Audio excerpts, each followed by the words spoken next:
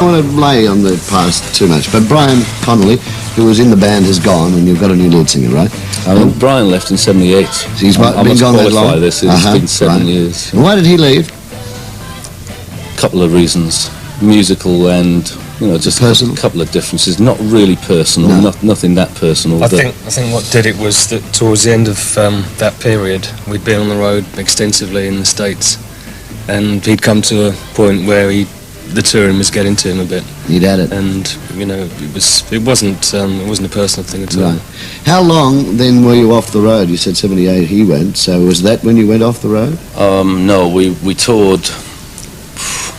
We stopped touring the end of '81, I think it was. 81, so it wasn't that big a break. And '82 was the final. We had an album released in Europe, which was, I suppose, I have to blame people like record companies, for things that happened in the latter stages of the band. But we decided in the interests of all that we ought to just take a break from each other. Right. We never really split up. You didn't go off and work in other bands or anything? No, just a break as such? Well, Mick and I did a lot of... I've done a fair bit of work on other people's material, backing vocals especially, because there aren't many singers who can sing like us, you see, in that range. Yeah.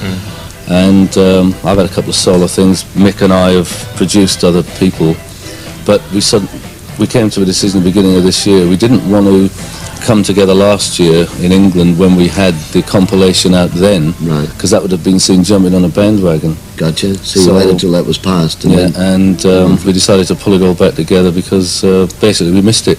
Right. Mick, you worked with Ian Gillan and Roger Glover way back when. What was that band? Well, yeah, our paths sort of crossed. Ian was in the same band that I was in at that time. Roger was in another band, and we'd sort of... everybody knew each other. It was like the... What was that band?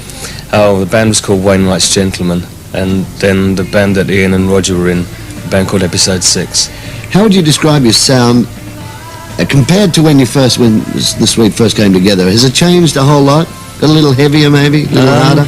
Not really. No? Well, I mean, the very early days, we would, when we first formed the band, we were just like doing top 40 stuff and Tamla Motown and stuff. But I think the band really got going when Andy joined the band in, like, it had been sort of 18 months we'd been together, and weren't really, had singles out, but they were radio hits, but they weren't top 30 hits.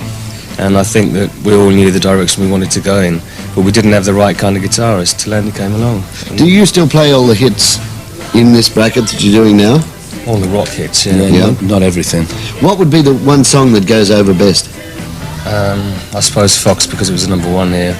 But they all, Bore and Blitz, Fox, Oxygen, Action, they all... The list goes on and on. Yeah, it does. Hey, congratulations on the album too. Here it's top 20. And the compilation single thing was around top 22 nationally, which is great.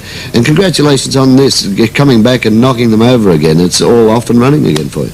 Yeah, it's great.